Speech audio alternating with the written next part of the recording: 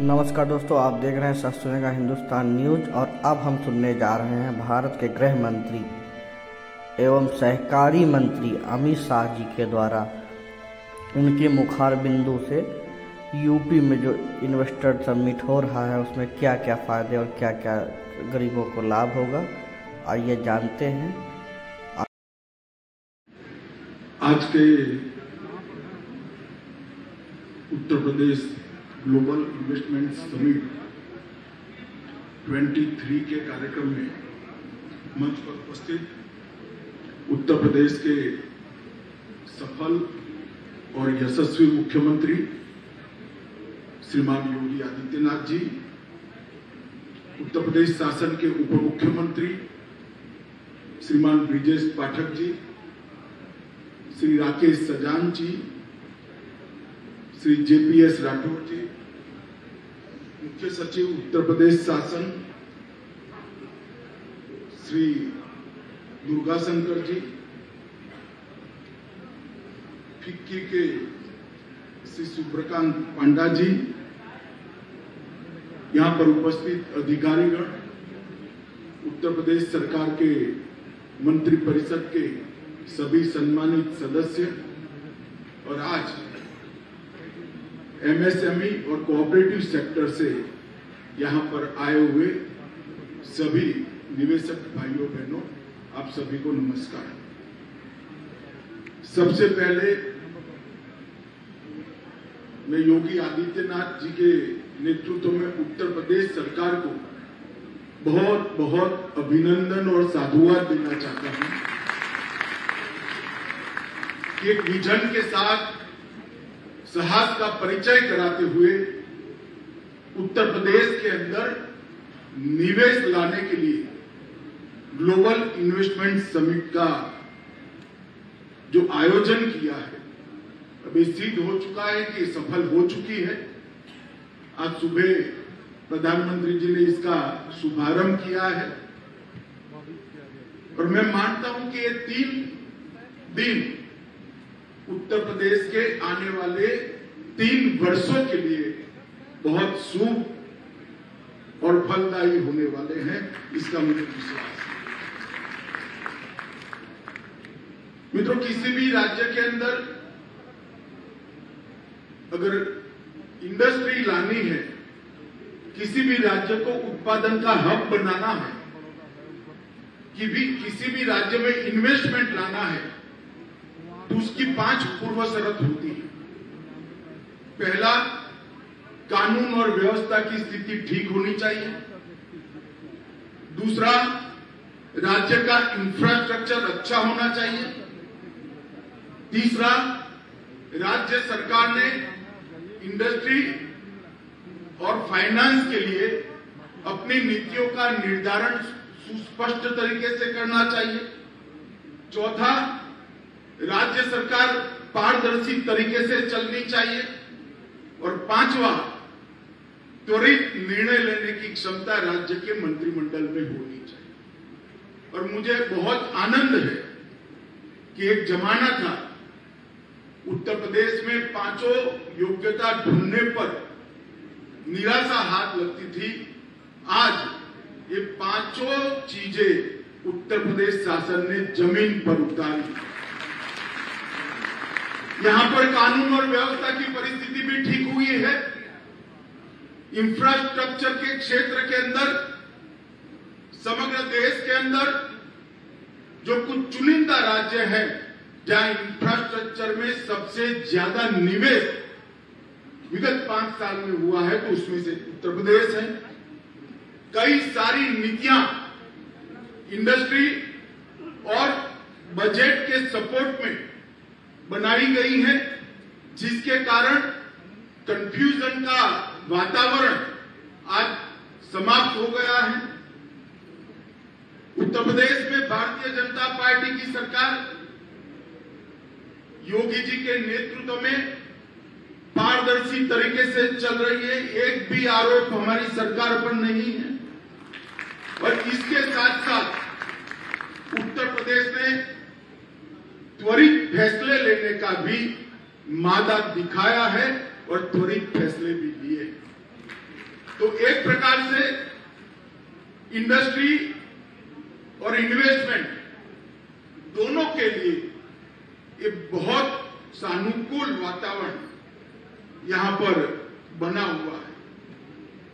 बचपन में मैंने भौतिक विज्ञान का एक नियम समझा था, mass multiplied by velocity is equal to momentum. और उत्तर प्रदेश में मास भी है, वॉलेटिलिटी भी है, इसलिए मोमेंटम भी। और ये जो परिवर्तन आया है भारतीय जनता पार्टी की सरकार बनने के बाद, ये समग्र देश के लिए शुभ है। क्योंकि जब तक उत्तर प्रदेश जैसे बड़े सूबे का विकास नहीं होता, जब तक उत्तर प्रदेश विकास की राह पर चल नहीं पड़ता है, हमारा देश बहुत आगे नहीं बढ़ सकता है। क्योंकि क्षेत्रफल की दृष्टि से, आबादी की दृष्टि से और उत्पादकता की दृष्टि से, सभी दृष्टि से उत्तर प्रदेश का महत्व कहीं पर भी 2 नंबर का नहीं है, 1 नंबर का है। सबसे ज्यादा आबादी भी है, सबसे ज्यादा क्षेत्रफल रखने वाला राज्य भी जो 2-3 है उसमें से उत्तर प्रदेश है, और सबसे ज्यादा यहां पर संभावनाएं भी पड़ी हुई है। उत्तर प्रदेश के अंदर मित्रों, मैं ऐसे प्रदेश से आता हूं जहां पानी प्राप्त करने के लिए 1500 फुट से लेकर 900 फुट तक नीचे जाना पड़ता है। मैंने उत्तर प्रदेश में आज भी हाथ से चलने वाले डंकी कई गांवों में देखे हैं जहां पानी की उपलब्धता है, मां गंगा और यमुना की कृपा है, वहां पर विकास की अपार संभावना है। और इसीलिए मोदी जी ने जो $5 ट्रिलियन की इकोनॉमी का लक्ष्य रखा है, उसके लिए उत्तर प्रदेश का विकास बहुत महत्वपूर्ण है। और इसीलिए उत्तर प्रदेश को आगे बढ़ाने का मतलब है भारत के विकास को गति देना। और एक ग्लोबल इन्वेस्टमेंट समिट ने आज भारत के विकास को, भारत के उत्पादन के हब बनने के, वैश्विक उत्पादन के हब बनने के लक्ष्य को, इसकी पूर्ति में एक बड़ी छलांग लगाई। मित्रों, आज यहां पर आने के पहले मैं एक पेविलियन देखने गया, 1 डिस्ट्रिक्ट 1 प्रोडक्ट का। यहां एक ऑनलाइन सेल करने वाली कंपनी का स्टोर था। मैंने कहा भाई इतना बड़ा स्टोर आपने लगा दिया है, मगर कितना टर्नओवर है 1 डिस्ट्रिक्ट 1 प्रोडक्ट की उत्पाद का आपकी ऑनलाइन कंपनी पर? धड़ल्ले से, कोई कंफ्यूजन के बगैर उसने कह दिया कि 1600 करोड़ रुपए का टर्नओवर है। साथ अर्थ में एक सफल प्रयोग 1 डिस्ट्रिक्ट 1 प्रोडक्ट का यहां पर हुआ है। और आज की जो ये समिट, योगी जी ने इसके पीछे Uttar Pradesh global investment summit इतना ही रखा है। मैंने आज ग्लोबल इन्वेस्टमेंट समिट 23 लगाया है, क्योंकि जब तक सातत्य नहीं होता है, सातत्यपूर्ण तरीके से ग्लोबल इन्वेस्टमेंट समिट नहीं करते हैं, कभी भी राज्य में इन्वेस्टमेंट नहीं आता है। तो मुझे भरोसा है कि आज जो शुरुआत हुई है वो सालों तक चलेगी और आने वाले दिनों में भी ये आगे बढ़ेगा। आज ये मंच वैश्विक निवेश के समुदाय का, नीति निर्धारकों का, कॉर्पोरेट नेतृत्व का, व्यापारिक प्रतिनिधि मंडलों का, शिक्षाविदों का, थिंक टैंक्स का, राजनीति और सरकारी नेतृत्व को एक साथ बहुत बड़ा मंच प्रदान करने का काम एक ग्लोबल इन्वेस्टमेंट समिट कर रहा है। और उत्तर प्रदेश के पोटेंशियल को देखते ही, इसको पहचान कर ही नीदरलैंड, डेनमार्क, सिंगापुर, जापान, दक्षिण कोरिया, ऑस्ट्रेलिया, इटाली, संयुक्त अरब अमीरात और यूनाइटेड किंगडम और मॉरिशस ने यहां साझेदारी सीआईआई के साथ करने का फैसला किया है। एक बहुत बड़ी उपलब्धि। मैं यहां पर कोई राजनीतिक टिप्पणियां करने नहीं आया। मैं गुजरात में रहता था, गुजरात सरकार का मंत्री था। लखनऊ में उस वक्त के उत्तर प्रदेश के मंत्री का प्रेस कॉन्फ्रेंस था, वो भी इन्वेस्टमेंट की समिट कर रहे थे, मगर उन्होंने स्थान दिल्ली रखा। तो इकोनॉमिक टाइम्स की एक पत्रकार ने उनको पूछा कि आप उत्तर प्रदेश में इन्वेस्टमेंट की समिट कर रहे हो, मगर स्थान दिल्ली क्यों रखा है?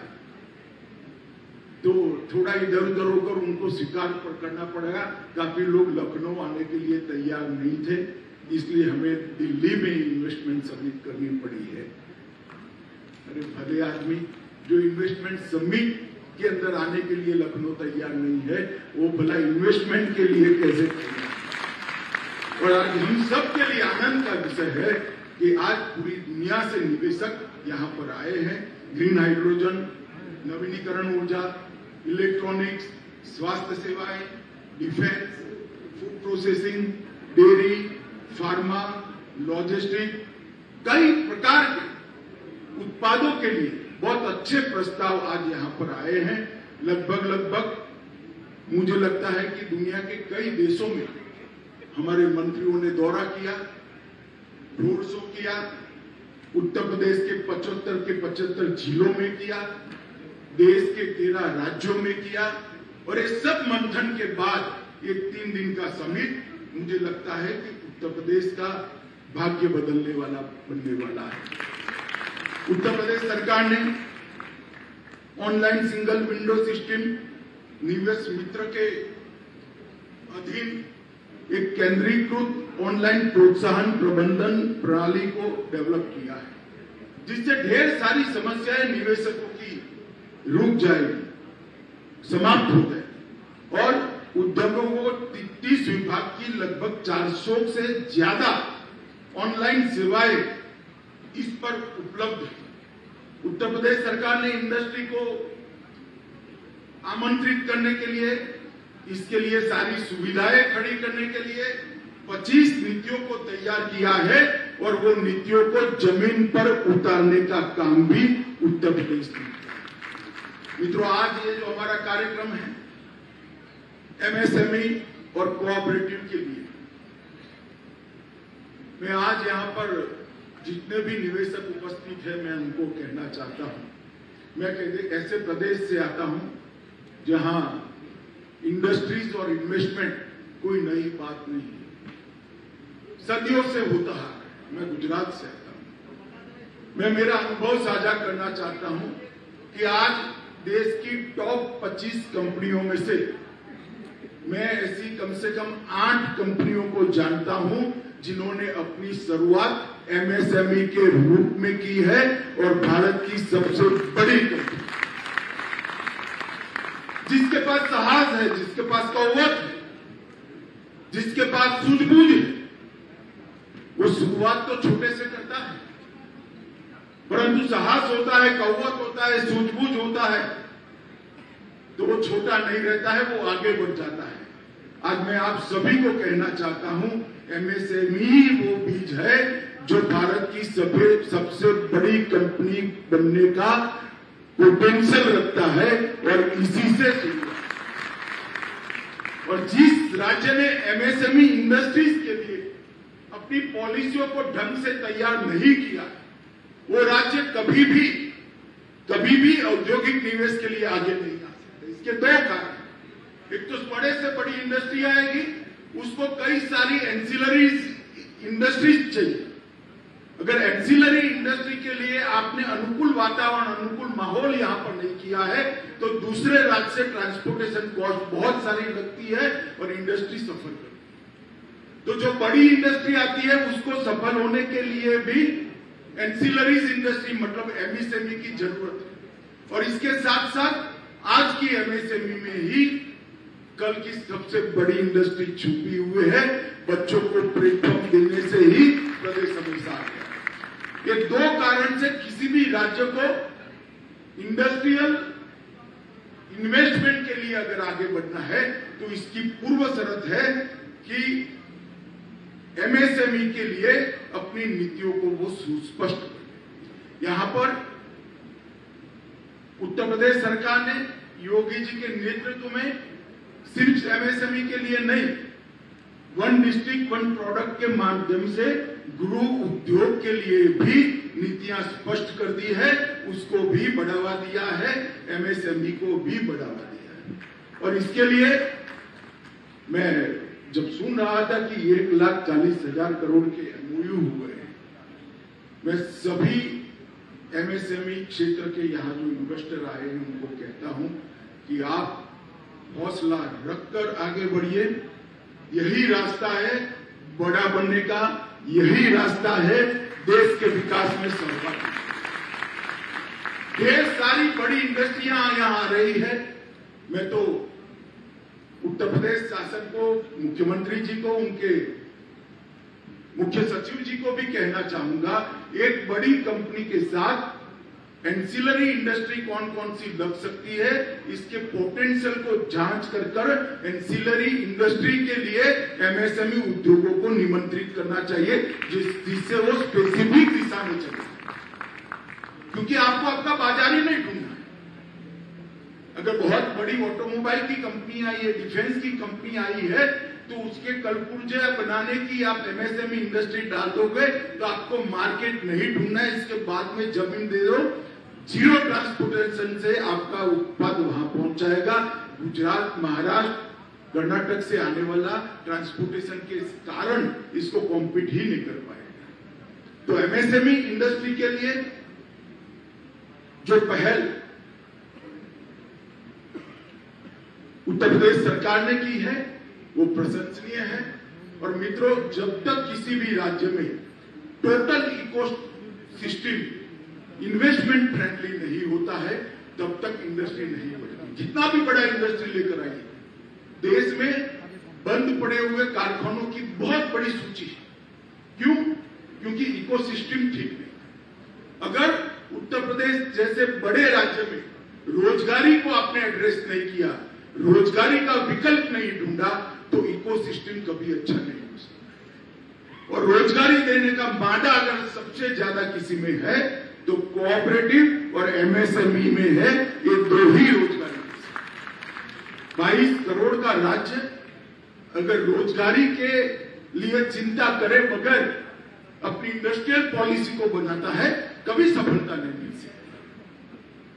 मैं इसीलिए कहता हूं कि एमएसएमई के लिए जो पॉलिसीज बनाई है और एमएसएमई के ऊपर जो योगी सरकार ने थ्रस्ट दिया है, वो आने वाले दिनों में रोजगारी का निर्माण करेगा। और रोजगारी के निर्माण से कुल मिलाकर पूरा इकोसिस्टम रिपेयर होगा, अच्छा होगा, खुशनुमा होगा और इससे बड़ी इंडस्ट्रीज को भी फायदा होगा। मित्रों, एमएसएमई इंडस्ट्री के लिए ढेर सारे राज्यों ने बहुत अच्छा किया है।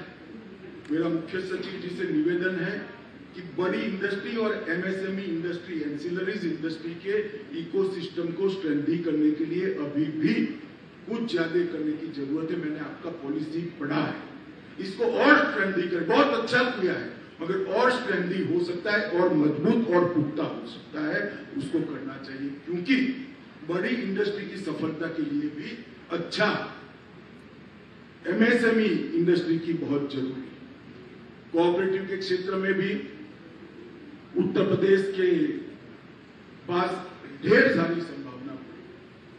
खाद्यान्न का सबसे बड़ा उत्पादक आज अगर कोई है तो उत्तर प्रदेश है। एग्रीकल्चर के लिए सबसे ज्यादा भूमि किसी एक राज्य के पास है तो उत्तर प्रदेश है।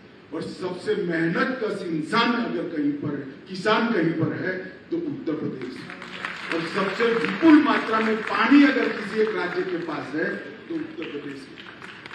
ये सभी चीजों से एग्रो बेस्ड इंडस्ट्री, कोऑपरेटिव और डेयरी, पर्टिकुलरली कोऑपरेटिव डेयरी, इसकी अपार संभावना उत्तर प्रदेश के अंदर पड़ी है। मोदी जी ने अभी अभी सहकारिता मंत्रालय बनाया। आजादी के 75 साल के बाद पहली बार सहकारिता मंत्रालय का गठन करने का काम किसी प्रधानमंत्री जी ने किया और मुझे भी पहला सहकार मंत्री बनने का सौभाग्य मोदी जी ने दिया। मैं बहुत समय लगभग 32-33 साल से सहकारिता के साथ जुड़ा हूं। मित्रों, हमने पैक्स का कंप्यूटराइजेशन का फैसला किया। मल्टीपर्पज पैक्स बनाने के लिए इसके मॉडल बायलॉज बना दिए। अब कॉमन सर्विस सेंटर CSC को पैक्स के लिए परमिट कर दिया। गैप ढूंढने के लिए नेशनल कोऑपरेटिव डेटाबेस बनाया। राष्ट्रीय सहकार नीति बन रही है। इसके साथ साथ क्रेडिट गारंटी फंड ट्रस्ट में सदस्यता ऋणदाता संस्थान भी बना दिया। जैम पोर्टल पर खरीदी की कोऑपरेटिव्स को छूट दे दी। मैट के अंदर 18% से घटाकर 15% किया। आयकर अधिनियम में भी ढेर सारी राहतें दी। कोऑपरेटिव चीनी मिल को इनकम टैक्स के अंदर रियायतें दी और 3 नई मल्टी स्टेट कोऑपरेटिव्स बनाई है। एक छोटे किसान को बीज के उत्पादन में जोड़ेगी। दूसरा, ऑर्गेनिक प्रोडक्ट का मार्केटिंग और ऑर्गेनिक प्रोडक्ट बनाने वाले किसान को अपने खेत में मार्केट करने के लिए कुछ नहीं करना पड़े, इस प्रकार की पूरी व्यवस्था बनाएगी। और तीसरा, एग्रीकल्चर प्रोडक्ट के निर्यात के लिए भी काम करेगी। ढेर सारे चीजें हमने इसके साथ जोड़ी है। इसमें भी विपुल संभावनाएं हैं। आने वाले 2 महीने के अंदर ही मेरा सिर्फ कोऑपरेटिव के एक्सटेंशन का देश भर का दौरा है। मैं उत्तर प्रदेश भी आऊंगा, क्योंकि उत्तर प्रदेश सबसे कम कोऑपरेटिव रखने वाला प्रदेश है और सबसे ज्यादा संभावना रखने वाला प्रदेश है। तो विपुल मात्रा में कोऑपरेटिव की संभावना यहाँ पड़ी है। मित्रों, यहाँ पर जो मैंने इंफ्रास्ट्रक्चर की बातें करी, इंफ्रास्ट्रक्चर के लिए ढेर सारा काम उत्तर प्रदेश सरकार ने किया है और मैं मानता हूं कि राज्य में इतने सारे एक्सप्रेसवे किसी भी राज्य में नहीं बने। पूर्वांचल एक्सप्रेसवे हो, बुंदेलखंड एक्सप्रेसवे हो, Ballia expressway, Gorakhpur link expressway, आगामी गंगा एक्सप्रेसवे, ढेर सारे एक्सप्रेसवे बनाकर उत्तर प्रदेश के हर क्षेत्र को, इतने बड़े राज्यों को एक दूसरे के साथ जोड़ने का काम किया। सबसे ज्यादा इंटरनेशनल एयरपोर्ट अगर आज कहीं पर है तो उत्तर प्रदेश के अंदर है और 1 डिस्ट्रिक्ट 1 प्रोडक्ट के लिए बहुत अच्छी मार्केटिंग की व्यवस्था भी हुई है। नोएडा अंतर्राष्ट्रीय हवाई अड्डा बनने के बाद सबसे ज्यादा आवाजाही की कैपेसिटी एयरपोर्ट की किसी एक राज्य की होगी तो वो भी उत्तर प्रदेश की। ढेर सारा इंफ्रास्ट्रक्चर का काम किया है। बुंदेलखंड के अंदर पानी की किल्लत थी, केन बेतवा आगे बढ़ गई। बुंदेलखंड में भी अब कभी अकाल सहन न करना पड़े, इस प्रकार की हमने नीति करी है। और पीएम गति शक्ति नेशनल मास्टर प्लान के तहत जलमार्ग से लेकर सारे प्रकार की गति को कोऑर्डिनेट करने का काम भी उत्तर प्रदेश सरकार बहुत अच्छा कर रही है। सबसे पहला जलमार्ग उत्तर प्रदेश से ही शुरू हुआ है और यहां से वाराणसी और इलाहाबाद से लेकर हावड़ा तक पूरा जलमार्ग बनने से आपकी ट्रांसपोर्टेशन की कॉस्ट 1/3 से भी कम आने वाली है। बहुत बड़ा पोटेंशियल खड़ा करता है उद्योगों में। उत्तर प्रदेश के अंदर जिस प्रकार का संकट था इंडस्ट्रियल इन्वेस्टमेंट के आने के लिए, पहले मैंने कहा 5 संकटों को योगी जी की सरकार ने समाप्त कर दिया है। और एक जमाना था जब इन्वेस्टमेंट समिट दिल्ली जाकर करनी पड़ती थी। आज पूरे देश के सभी राज्यों के इंडस्ट्रियलिस्ट और दुनिया के भी इंडस्ट्रियलिस्ट लखनऊ आए हैं। बहुत अच्छा ये वातावरण जो सुधार हुआ है, इस वातावरण से उत्तर प्रदेश को तो निश्चित रूप से फायदा होगा। उत्तर प्रदेश के युवाओं के लिए विपुल मात्रा में रोजगारी की संभावनाएं बढ़ेगी। उत्तर प्रदेश के युवा उद्योजकों के लिए बहुत बड़ा प्लेटफॉर्म, वैश्विक प्लेटफॉर्म बनेगा। इसके साथ साथ उत्तर प्रदेश के विकास के माध्यम से भारत के विकास को भी गति मिलेगी और मोदी जी का $5 ट्रिलियन इकोनॉमी का जो स्वप्न है उसको हम बहुत अच्छे तरीके से पूरा कर पाएंगे। मैं आज यहाँ इस मंच से योगी जी को और उनकी पूरी टीम को, सारे मंत्रिमंडल को और उत्तर प्रदेश की जनता को बहुत बहुत शुभकामनाएं और साधुवाद देता हूं। आपका ये साहस सफल हो, उत्तर प्रदेश के अंदर इन्वेस्टमेंट आए, इंडस्ट्री बढ़े और उत्तर प्रदेश देश के विकास में सबसे बड़ा कंट्रीब्यूटर बने, ऐसी शुभकामनाएं देकर मेरी बात को समाप्त करता हूं। वंदे मातरम, भारत माता की जय।